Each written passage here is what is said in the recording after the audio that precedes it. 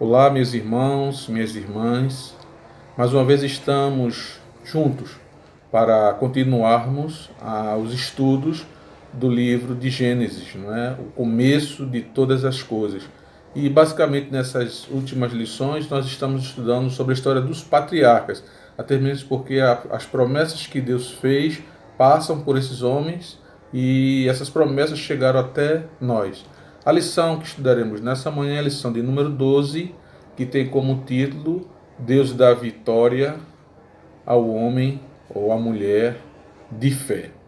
Para isso nós vamos abrir nossas Bíblias e teremos como texto básico, texto áureo, o livro de Gênesis, no capítulo 39, versículos 21, onde nós lemos: O Senhor, porém, estava com José, e estendeu sobre ele a sua benignidade, e deu-lhe graça aos olhos do carcereiro Mó.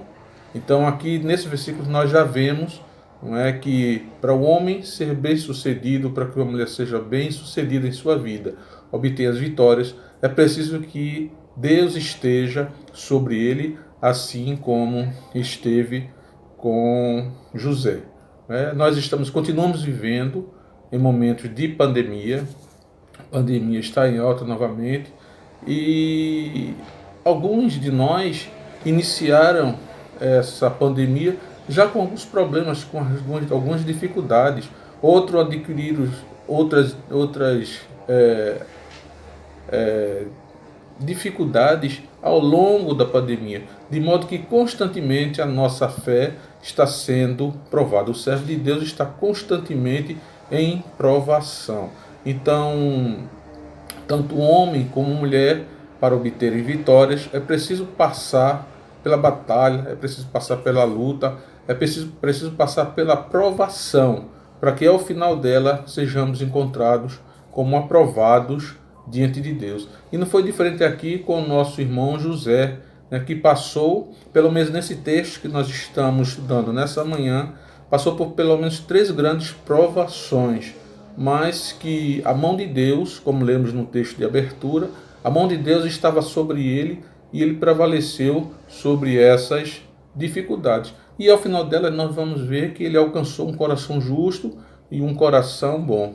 Portanto, os problemas relacionados à família de José não foram suficientes para demovê-lo do propósito que Deus havia traçado, não é, para a sua vida e em sua vida.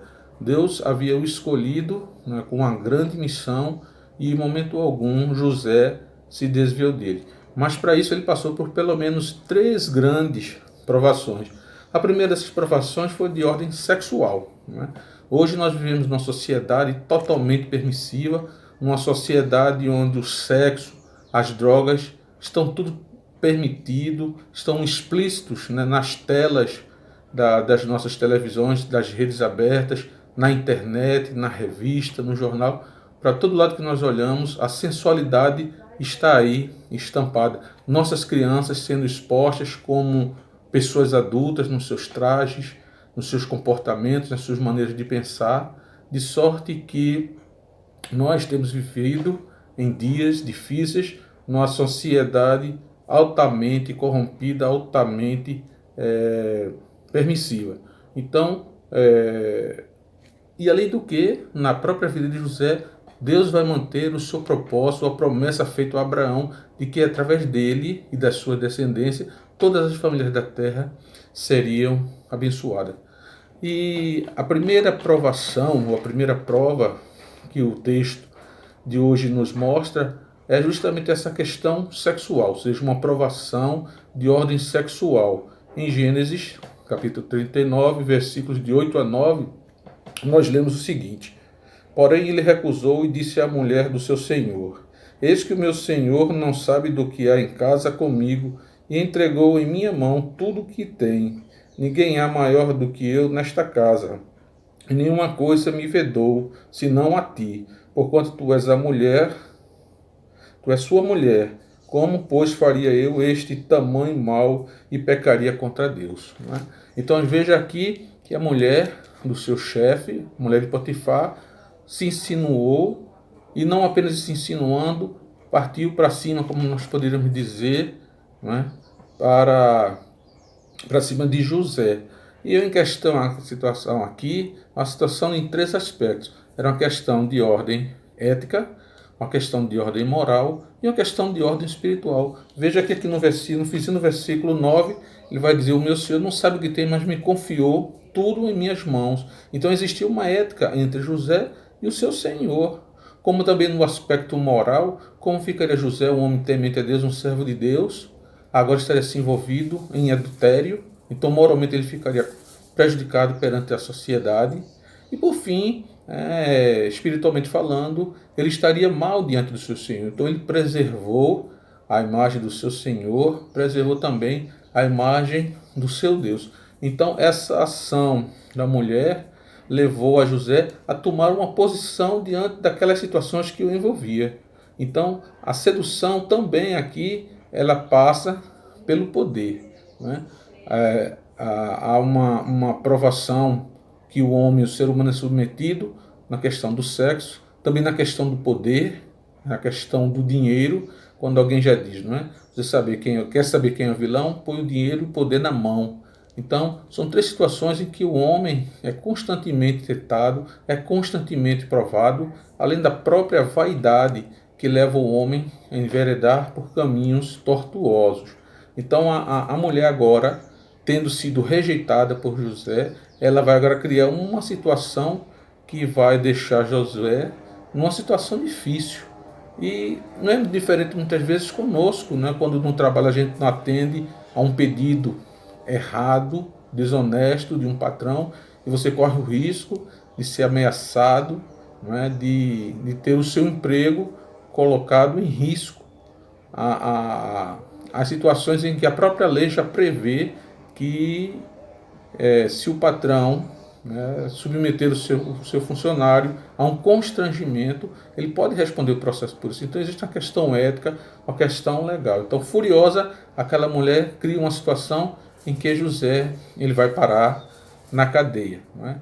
Então veja o quadro se fechando para o lado de um dos servos de Deus. Mas alguém poderia dizer: não, mas Deus não está vendo isso? Certamente que Deus estava vendo, mas estava no controle de tudo e permitiu, com o propósito de que o seu servo José fosse parar ali naquela prisão. Uma segunda provação em que José ele é submetido, ou seja, ele é colocada a sua fé à prova, é a questão da prisão no cárcere. Depois de ter sido injustiçado pela mulher, por não ter se deitado com ela, ele agora vai ser lançado no cárcere. Ele vai ser preso com o copeiro e com o padeiro. E naquele momento ali na prisão, ele vai servir aqueles dois homens, e o texto nos mostra que aqueles homens não são honrados diante dele, não são honrosos diante dele, né? Mas mesmo assim, como servo, ele vai servir aqueles dois homens, e naquela ocasião ali Deus vai dar ele a oportunidade de ser revelado, né, o talento ou o dom de interpretar sonhos. Então José ele vai mostrar que o copeiro, né, que o padeiro e que o copeiro, eles passarão por situações, eles tiveram visões e José interpretou, e no final aquela visão de José, aquela revelação que José fez, se cumpriu tanto na vida do padeiro, e aí ele foi morto, como para o copeiro que teve o seu cargo restituído. E o interessante é que a gente vem falando em lições anteriores de que muitas vezes o homem tenta dar um jeitinho, né, para se livrar de determinadas situações, e que algumas dessas situações são próprios planos de Deus. E José vai dizer ali para o copeiro: olha, quando tu tiver entrar na presença do faraó, na presença do rei, lembra-te de mim. E aquele homem entrou na presença do rei, mas não se livrou de José. Ou seja, José permaneceu na prisão por mais pelo menos 2 anos.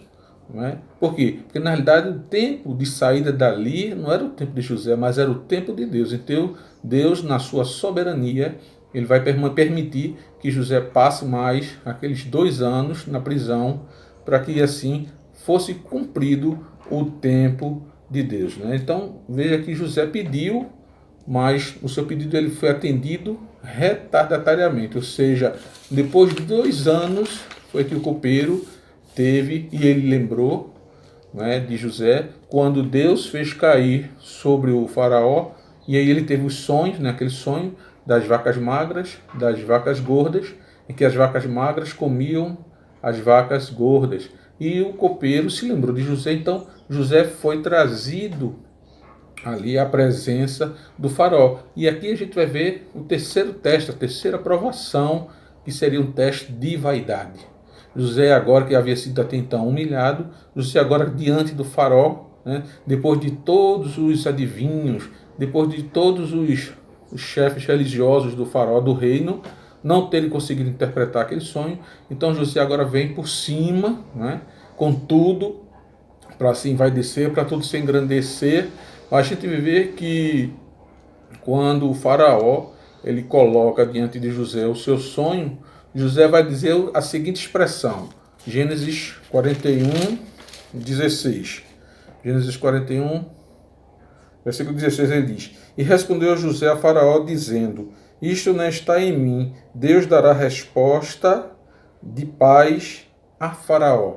Ou seja, a resposta que José iria dar a Faraó não seria uma resposta do próprio José, mas uma resposta de Deus. Então, José ali, ele foi humilde em reconhecer que aquela situação não estava sob o seu controle, mas estava sobre o controle de Deus. Então, diante daquela orientação, diante daquela resposta, aquele esclarecimento, o faraó vai entender que não havia nenhum outro homem mais digno, mais preparado para conduzir os negócios do reino do que o próprio José. Então José agora vai ser honrado. Ele vai sair do fundo do calabouço, dos calabouços, para ser agora, depois do faraó, o primeiro homem em autoridade ali. E em momento algum nós percebemos José, ele se envaidecendo disso. Então Deus levanta servos fiéis em situações difíceis, para que o nome de Deus seja honrado, seja glorificado, mas que também o nome do servo, ele entra na história. E a história nos diz que durante 173 anos, 180 anos, o nome de José foi lembrado ali no Egito, quando depois desse período é que surge um novo rei, uma nova dinastia, que não sabendo, não se lembrando, não conhecendo a história de José, começou a reprimir o povo de Deus ali no Egito. Então, Deus levanta servos, né, nossos irmãos, nós, né, para em meio ao trabalho, em meio à família, em meio à vizinhança, nós estarmos sempre à disposição de Deus, dirimindo soluções, dando soluções para os problemas, né, de sorte que o nome de Deus ele é honrado, ele é glorificado. Então, tendo passado por essas três provas, por essas três provações, a gente vai ver agora em Gênesis 42 o seguinte. Gênesis 42, versículo 25. Né? Os irmãos de José voltam do Egito. E ordenou José que enchessem os seus sacos de trigo e que eles restituíssem o seu dinheiro, a cada um o seu saco. Eles dessem comida para o caminho e fizeram-lhes assim. Então veja que aqui os irmãos já tinham entrado na presença de José. Deus que havia mandado uma grande seca sobre Canaã, sobre a região de Canaã. Agora a família de José, atrás de alimentação, eles vão até seu irmão e lá José, o texto vai continuar dizendo que José se apresentará a eles, mas até então, né, José vai fazer prova deles para saber se realmente o coração deles era um coração arrependido. Então, uma seca que devastou aquela região foi suficiente para trazer a família de José à sua presença. Então, tendo José colocado à prova os seus parentes, os seus irmãos, não é? Ele vai mostrar a grandeza do seu coração. E o texto da lição vai dizer que o tempo ele pode ocultar o pecado, mas não pode apagar da memória. Por fim, sua família agora estava reunida com José. Então, aquelas três provações foram suficientes para que a fé de José crescesse tal, a ponto de se tornar ainda mais fiel. E com a sua vida, com o seu testemunho, ele agora acaba o quê? Reagrupando a família de José agora vai viver em paz. E os textos mostram que a família vai viver em paz. José vai colocar os nomes dos seus filhos, não é?